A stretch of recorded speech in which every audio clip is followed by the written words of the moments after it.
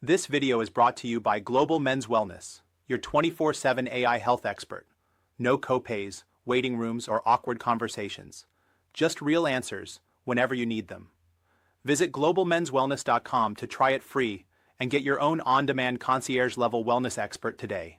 All right, welcome everyone to the 21st Century Man podcast, where we take these deep dives into this incredible book that we've been exploring, The 21st Century Man. And today we are really getting into, I think, a topic that's on everyone's mind. A popular one. Yeah, and it's chapter 88, How to Please a Woman, which, I mean, come on, who doesn't want to know more about that, right? Look, it's the core. It is. It really is. And, if you've been following along, we've been going chapter by chapter, really trying to unpack the wisdom that's in this book. And this chapter is penned by Susan Bratton, who's like a leading voice in intimacy and relationships and all that good stuff. Yeah, she's incredible. She's been doing this for decades. Yeah.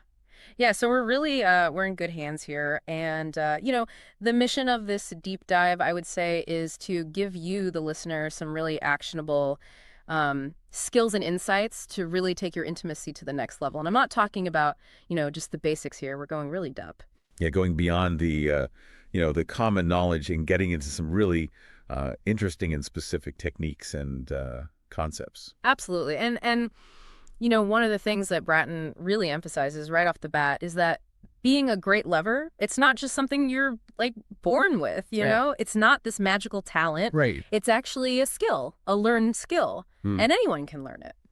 Yeah, and she breaks it down. I love how she talks about having these soft skills and hard skills, which we can definitely get into as we dive deeper into the chapter. Yeah, we're going to unpack all that. But the idea here, the ultimate goal, is for you to become like the legendary lover that every woman raves about, right? I mean, who doesn't want that? Right. The guy that, women are telling their friends about. That's the goal. Exactly. And to be able to help the women in your life experience, like, legendary levels of pleasure, like, really intense orgasms, multiple orgasms, even if they've never experienced that before. That's what we're talking about here. Yeah, opening up possibilities that maybe they didn't even know existed. And what's so cool about this chapter is Bratton, she actually outlines 15 different kinds of orgasms that a woman can experience. 15! Wow. Yeah, it's really fascinating. Right. From the, the clitoral G-spot, those are the more common ones, right? But she talks about breastgasms and even orgasms through intercourse, which a lot of women don't even think is possible. So we're going to unpack all that, all those possibilities today.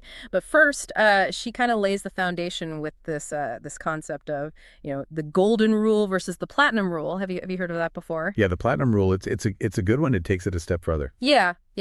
So the golden rule, everyone knows, right? Treat others the way you want to be treated. Sounds great, right? Yeah, in theory. In theory. But when it comes to the bedroom, Bratton says, hold on a second. There's a better way.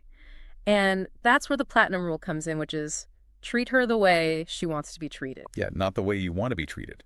Because, men and women are different. Shocking, I know. Yeah, and she attributes a lot of that to the difference in hormones, right? So, like, for men, testosterone is the dominant hormone, whereas for women, it's estrogen. And that really affects how we experience pleasure, how we seek pleasure, all of that. Yeah, it creates different desires, different needs, different ways of getting turned on, Yeah. It's all different. And the platinum rule really acknowledges that. Right. And so once you understand these differences, you can really start to connect with the woman in your life on a much deeper level, both physically and emotionally. And that's when the real magic happens. That's when you can unlock this incredible potential for pleasure. Yeah, and she uses this great phrase. She talks about unlocking a treasure trove of unbridled pleasure. And I think that really captures it, Yes, because there's so much potential there, but we have to understand these differences first. Yeah, absolutely. And so then she goes into some generalizations about, how men and women approach sex differently. And this is where it gets really interesting, because I think a lot of guys, we tend to think we're pretty good in bed, right? We have this confidence, or maybe even overconfidence. A little bit of, maybe a little bit of delusion sometimes. Yeah, right. And she even addresses the listener directly. She's like, you might be listening to this thinking, yeah, I've got this all figured out. Right, I'm good. Right, I'm good. But she's like, hold on a second. Let's really examine this. Yeah, let's get real. Yeah, let's get real. And, she points out that overconfidence often stems from testosterone. It's that that drive, that certainty that we have as men. But it can also be a blind spot. It can prevent us from really seeing what our partners need and desire. Yeah. And on the flip side, she talks about how estrogen dominance in women can actually make it harder for them to relax into pleasure. Oh, interesting. Okay, so for us, it might be like, boom, we're turned on, right?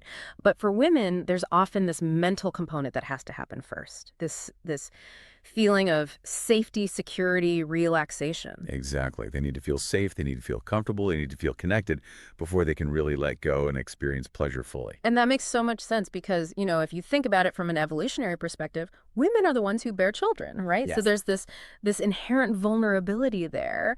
And so it makes sense that they would need to feel a deeper sense of connection and trust before they can fully open up. Yeah, and she talks about, how unfortunately women often have experiences with men who haven't treated them well. And so there can be this fear, this apprehension, and it's up to us as men to really create that safe space for them, to really show them that we're different, that we're trustworthy, that we're there to pleasure them, not just ourselves. Yeah. Yeah, and that's such an important point. It's not just about the physical act, it's about the emotional connection. And speaking of differences, she also talks about this difference in timing. Oh, yeah. Right. So for men, it's like, 30 seconds, we're ready to go. In our 30s and 40s, yeah, she says. Yeah, in our 30s and 40s, yeah. But for women, it could take, 20 minutes or more. 20 minutes, that's like a whole different world. Totally different time frame. And that's where I think a lot of couples run into trouble, right? Because we're ready to go, and she's like, wait, hold on a second, I'm not there yet. Yeah, we're thinking, what's taking so long? And they're thinking, slow down. Exactly. And then she talks about this really interesting concept of the visibility of erectile tissue. Oh, yeah, the banana diagrams. Yes, the banana diagrams. So in the book, she has these illustrations, figures 88.1 and 88.2, that show this. And it's basically like for men, half of our erectile tissue is external. It's visible. So it's very clear when we're aroused. Right, we have the big obvious sign. Exactly. But for women, it's only about 5% that's visible. So it's much harder for us to gauge their level of arousal. Yeah, it's not as obvious. Right. And so we might mistakenly assume that they're ready when they're not. And that can lead to all sorts of problems. Yeah, and that's a big reason why she emphasizes slowing down, taking your time, really paying attention to her cues. Right. And then the last kind of general difference that she talks about is this need for emotional connection before physical connection, which, again, from an evolutionary perspective, makes total sense. Yeah. For a woman, sex is not just a physical act. It's an emotional act as well. Right. It's a much deeper thing. Right. And so before she can really let go and enjoy herself, she needs to feel that connection with you. She needs to feel safe. She needs to feel loved. She needs to feel desired. Exactly. And that's something that, we as men, we need to be aware of, and we need to be intentional about creating that connection. Yeah, absolutely. And so then she gets into these more specific skills, and like we said, she breaks them down into soft skills and hard skills. And the first kind of overarching principle that she talks about, which applies to both, is slowing down. Yes, slow down. It's so important. Right. And it seems counterintuitive, right? Because we're all about like instant gratification these days. We want everything fast. Right. We want it now. We want it now. But when it comes to sex, she's like, no, you got to slow down. And she actually cites research that says like men are ready for sex about 19 minutes before women are. 19 minutes. That's a huge difference. It's a huge difference. And so if we're not slowing down, if we're not taking our time, we're basically setting ourselves up for failure. Yeah, we're rushing the process and we're not giving her the time she needs to really get into it. Exactly. And she also points out that slowing down can actually help with things like premature ejaculation, which is something that a lot of men struggle with. Yeah, takes the pressure off. When you're not rushing, you can relax more, you can be more present, and that can really help with stamina. Right. And she talks about this concept of getting present, which is not just about being physically there, but being emotionally present as well. Mm-hmm. Really paying attention to your partner, tuning into her cues, her responses. Because women can sense when you're not fully there. Yeah, they can tell if you're just going through the motions or if you're really present with them in that moment. Right. And when you're both present, when you're both relaxed, that's when the magic really starts to happen. That's when she can really let go and experience those deeper levels of pleasure. And that's when you can experience them too. Yeah. Because, when you're present, you're more in tune with your own body, Mhm. your own sensations. It's more pleasurable for everyone involved. Yeah, absolutely. And so then she gets into this really interesting section about overstimulation. And specifically, she talks about how overstimulating the clitoris, especially the tip, can actually be detrimental. Yeah, that's a common mistake that a lot of guys make. They think more is better, but it's not always the case. Right. Because what can happen is, if you're stimulating it too much too soon, it can become oversensitive, and then she doesn't want you to touch it anymore. Exactly. It's like, if you listen to music that's too loud, it hurts your ears. It's the same thing with the clitoris. You got to be gentle. You got to be gradual. Right, right. And so then she goes into this really helpful anatomy lesson, and she has these amazing diagrams in the book, figures 88.3 and 88.4, that show all the different parts of the vulva. Yeah, it's really helpful to visualize it. Yeah, because I think a lot of guys, we're not really familiar with all the different parts. We know the clitoris, we know the vagina, but there's so much more there. Yeah, there's the clitoral glands, which is the tip, the part that you can see. But then there's also the crura, which are the legs of the clitoris. They extend internally. Oh, wow. Okay, so it's like an iceberg. There's this whole structure underneath. Exactly. And then there's the urethral sponge, which is often called the G-spot, although she actually clarifies it. It's not really a spot. It's more of a sponge, a network of tissue. Okay, interesting. So the G-spot is not really a spot. Not a specific spot, no. And then there's the perineal sponge, which is between the vagina and the rectum. Okay, wow. I'm learning so much. Yeah, it's amazing, right? And all of this tissue, it's all erectile tissue, which means it responds to touch. It swells with blood. Okay, so it's not just about the clitoris. It's about all of these different areas. Exactly. And she emphasizes that all of this tissue responds best to touch that is slow, gentle, and mindful. That's how you really create those deep, pleasurable sensations. Right, right. And so then she gets into this really interesting discussion about vaginal lubrication. And she points out that it actually comes from blood plasma seeping through the vaginal walls. Yeah, which is why it's so important to be well hydrated. Because if you're dehydrated, you're not going to have as much lubrication. Oh, wow. Okay. So drinking water can actually improve your sex life? It definitely can. That's good to know. Yeah. And it also highlights the importance of getting the blood flowing to the area. So starting with full body touch, massage, things like that, that can really help get the lubrication going. Okay, okay. So starting slow, full body touch, hydration. Got it. Yep. And then she introduces this technique that she calls sensual genital massage. She says it's the single most powerful foreplay technique. Okay, I'm intrigued. Tell me more. So it's basically about massaging her entire vulva, not just the clitoris, but all of the different areas that we just talked about. Okay. And as you're doing that, you're verbally describing what you're doing, what you're feeling, what you're noticing. Oh, interesting. So you're engaging her mind as well as her body. Exactly. Yeah. And that creates this really powerful connection. And she talks about how, the more you do this, the more her brain will start to associate those areas with pleasure. And that can lead to more intense orgasms. Wow. Okay. So it's like you're rewiring her brain for pleasure. In a way, yes. And it's also just really intimate and sensual to have someone paying that much attention to you, really exploring your body, really appreciating you. Yeah. Yeah. And she even gives some specific examples of the kind of language to use, right? Yeah, she says things like, I'm gently rubbing your mons, or I'm exploring the folds of your outer labia, things like that. Just really descriptive language that helps her to connect with the sensations. Okay, that's really helpful. I think a lot of guys, we don't really know what to say in those moments. We're just kind of like focused on the physical sensations. Yeah, but the words can be just as powerful. Right, right. Okay, so we've talked about slowing down. We've talked about genital massage. What other soft skills does she recommend? Well, she talks a lot about seduction. Okay, yeah. That's a big one. And she defines seduction as basically moving her towards pleasure. Okay, I like that. It's not about like tricks or manipulation. It's about creating an experience that's pleasurable for her. Exactly. And she says that as men, we often have this fear of rejection when it comes to initiating sex. Oh, yeah. That's a big one. And so we might wait for her to initiate, or we might be too hesitant, too unsure.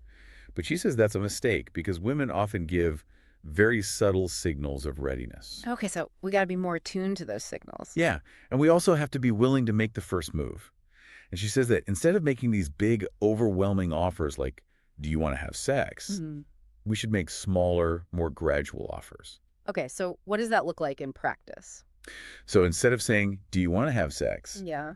You might say something like, would you like a massage? Or can I give you a foot rub? Okay, so it's about starting small, creating a relaxing, sensual atmosphere. Exactly. And then, as she responds positively to those smaller offers, you can gradually escalate things. Okay, that makes sense.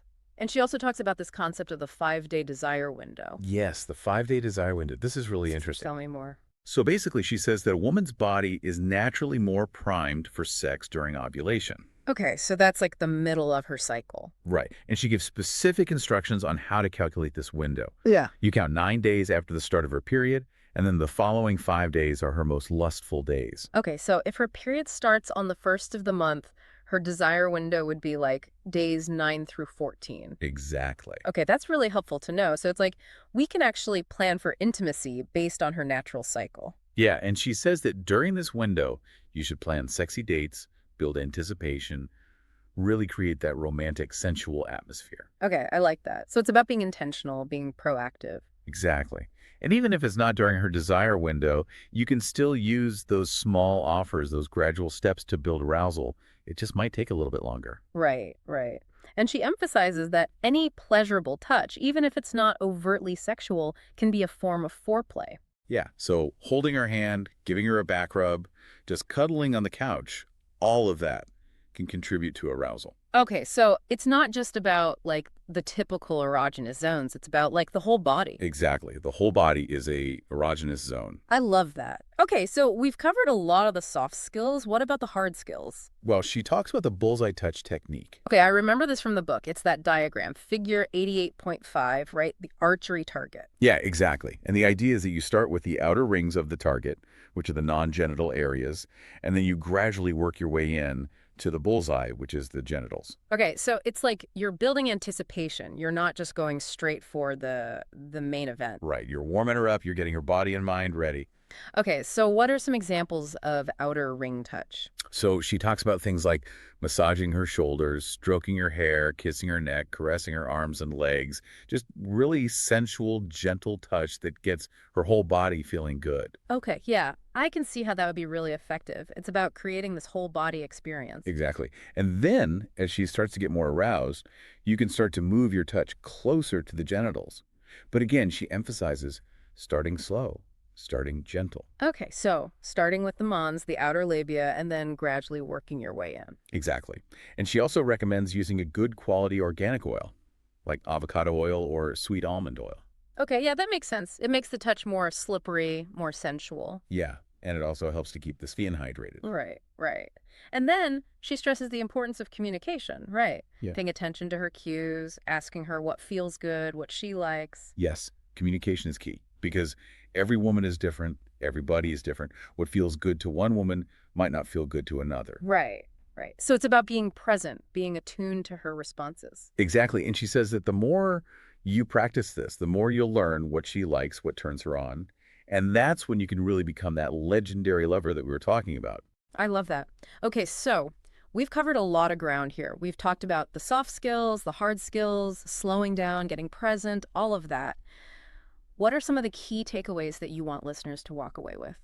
Well, I think the biggest takeaway is that great sex is a skill. It's not something you're born with, it's something you learn. And anyone can learn it. Yeah, that's so empowering. It is. And the other big takeaway is that it's not just about the physical act. It's about the emotional connection, the communication, the intimacy. Right. It's about creating an experience that's pleasurable for both of you. Exactly.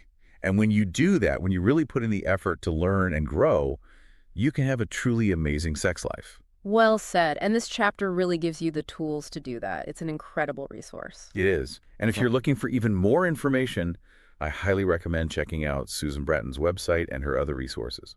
Absolutely. All right. Well, that was a fantastic deep dive into Chapter 88 of The 21st Century Man. We hope you learned a lot and that you're feeling inspired to take your intimacy to the next level. Thanks for joining us. And be sure to join us next time as we dive into Chapter 89, Testosterone in Men, a review. It's going to be a fascinating discussion. Until then, keep practicing those skills and keep exploring the possibilities. Take care. Take control of your health anytime, anywhere. Visit globalmenswellness.com and start your free trial today. Get expert-level answers in seconds, not weeks, without the cost, the wait, or the awkward conversations. Real support on your terms. Visit globalmenswellness.com now.